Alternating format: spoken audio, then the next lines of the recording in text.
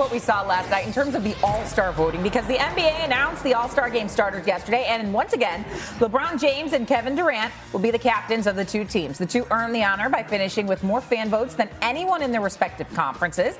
LeBron now has 18 All-Star teams, or he's made rather, tying Kobe Bryant for second place all-time behind Kareem Abdul-Jabbar. Take a listen to how Chicago's DeMar DeRozan found out he made the squad. Attention, attention, attention. This is your captain speaking from Flight 8, Flight Levine. We're heading on our way to San Antonio with a big announcement of our boy DeMar DeRozan with his 5th All-Star selection. This year, All-Star starter. Give it up to our boy, Debo. Congrats, dog. Congrats, congrats.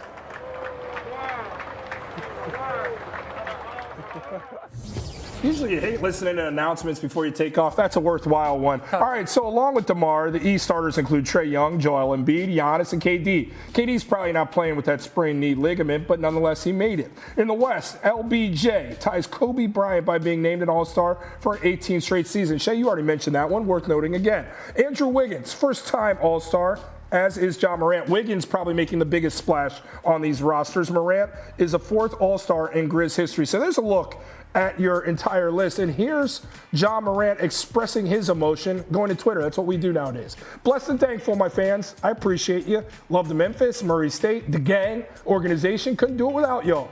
To MBNO, that's trademark, so don't try using it. We got more work to do. Love y'all. All right, you mentioned the Andrew Wiggins news, so winner Wiggin out, because that's basically what Twitter was doing all last night. Andrew Wiggins was named an All-Star starter to the surprise of some, even though he is averaging 18 points per game for the Warriors.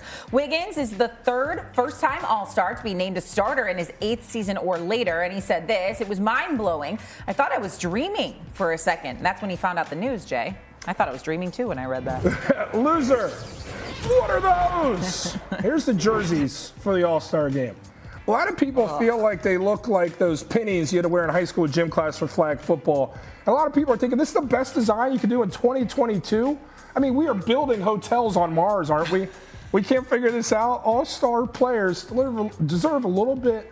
Probably a little bit more drip than that. Yeah, a little more flash, a little more anything. But that's not what we're here to talk about. It's not the jerseys and what they look like, but it's the people wearing the jerseys. And inevitably, when we elect a group like this, there's going to be snubs. You can't put everybody on the list. True. Who was the biggest snub in your opinion, or was there a group of them? Okay, so it's easy for me to go Zach LaVine here, being a Chicago Bulls fan, right? Like, you heard LaVine making the announcement to DeMar DeRozan, and I know Trae Young got in, and I would argue that I think Zach LaVine deserves that spot. If you look at their numbers, they're very similar. LaVine has better defensive numbers if you look at that, and his team is doing much better. At this point, the Bulls are 2nd in the East, whereas the Hawks wouldn't even make the play-in tournament if they started right now. But the bigger snug on the East side of things, I think, is James Harden. I mean, this isn't really fair to not put James Harden in this. I know he's missed a little bit of time, but look at that net squad. I mean, they're, I think, a game or two out of being 2nd in the East. Like, they're right up there towards the top. Durant has missed so much time. Kyrie Irving has missed so much time. And when you ask James Harden to shoot the ball, they win. When you ask him to pass the ball, they win. When you ask him to do anything to fill the void of Kevin Durant or Kyrie Irving, now, not the last 2 games, but he's been able to fill that void. And so I think James Harden deserves a little bit more respect there as well. So for me, the 2 snubs in the East would be LaVine and Harden. I won't argue those. I just think this is a thing you gotta keep in mind. And I'll talk about the West here, because Andrew Wiggins is the biggest splash of the 10 making starting 5 on the West side. When you make these arguments, Shae, people got to take this into consideration. 2 things. Yeah. First, 50% of the vote comes from the fans. Correct. 25% comes from media. Other 25% comes from the players. Yeah. But that 50% is weighted from the fans. Yeah. So that can push people through. The biggest thing to know about these playoff voting and these starting 5s is you can only have 2 backcourt players, 3 front court guys. Andrew Wiggins got in this group because, yeah, you can look at other guards, Chris Paul, Devin Booker, but are they going to jump ahead of Steph Curry and Ja Morant? No, you only have 2 guard spots. So it has to be a frontline guy there. So that leaves me not worrying about Devin Booker or Chris Paul or any other guards, but you could put Rudy Gobert in there as the frontline guy. You could have put Karl Anthony Towns in there as the frontline guy. They're more deserving, but the fan vote pushed Andrew Wiggins over, the love for the Warriors and this group. And there was, I believe, one of the K-pop band members was involved with the voting as an ambassador for the Warriors, tweeted something out like, "Go vote for Andrew Wiggins." Maybe that pushed them through. That tweet got a lot of love. It counts for votes. I mean, come on. The Suns have the best record in all of the NBA, and yet they don't have a single player and a starting roster for the West. Like, I don't care. Those are two guards. Those are two guards. Are they going to go ahead of Steph and Ja? No, I get it. It just feels unnatural to me. I'll just leave it at that. You're going to get to see them all in the All-Star game. I know, you're right, because they'll no doubt be reserves. Let's talk about some more basketball. And what we saw last night, Timberwolves taking on the Warriors, and we were just talking about Steph Curry. And he's had a rough patch over the last few weeks, but last night he was back in his bag, finishing with 29 points. Klay Thompson added 23 for his 295th career 20-point game, and Golden State got the dub over Minnesota, 124-115. In his bag. Look, it's in her vernacular. I love it. Winner, back to cooking. Chef Curry was doing absolutely that. But all the Warriors were simply. Look at this unreal diving and one from Steph. Curry shot 50% or better in a game for just the second time this month. As a team, the Warriors shot just under 60% on triples. They're best in a game under Coach Steve Kerr and second best in any game in franchise history. All right, let's keep that same energy here. Winner, Splash Bros. It is so good to see Klay and Steph back at it as two dynamic shooters, and that's what they were last night. These two absolutely owned the three-point line. They both hit 5 threes, and this is the 36th time that Steph and Klay each made at least 5 threes in the same game. Impressive, yeah. But then you find out that's 16 more than any other pair of teammates in NBA history.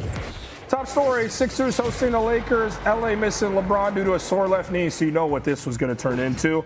A battle of the big men. In just his second game back, AD did what he could. Had 31 points and 12 boards. So the offense clearly there. They needed it. He also neutralized Joel Embiid for the most part, who's looked pretty unstoppable through January. And when you say stopping Embiid, Embiid still finished with 26 and 9. And the Sixers rolled over a kingless Lakers squad, 105-87. Winner, we keep on doing it. Playoff Embiid's last name, M Buckets. He's been a walking bucket, has now led the Sixers in scoring in 19 straight games. This is tied for the second longest streak within a season by a 7-footer over the last 50 years. As for the record going back all time, you got to think it's one guy, maybe another. If it's not Kareem, then it's Wilt. And it absolutely belongs to Wilt Chamberlain, who led the Philadelphia Warriors in scoring in all 80 games in 61-62. All right, winner paint job. So we talked to Embiid. Right now, let's talk AD. He finished 10 for 10 in the paint. His most makes without a miss in the paint in a game in his entire career. Over the last 25 seasons, the only Lakers player to finish better in the paint is Kobe Bryant, who went 11 for 11 against the Trailblazers back in 2013, Jay. Loser, unacceptable. Midway through the fourth, Melo got into it with a fan standing behind the row of courtside seats. Melo said after the game, the fan referred to him as boy repeatedly. A Sixers spokesman told ESPN one fan was ejected and that the Wells Fargo Center would be in charge of further discipline. Melo said, some things was said unacceptable. I'm cool with fans heckling, talking trash, cheering for the team or the other team. I'm all for it. But when you cross certain lines as a man, that's what you're going to see. That's what you're going to get. Yeah. I mean, Melo's been in this league a long time. I think he can identify when something's inappropriate and when it's Just not. act like a human being. Exactly. Just because you bought a ticket, you're not entitled to pop off like that. Thanks for watching ESPN on YouTube. For live streaming sports and premium content, subscribe to ESPN+.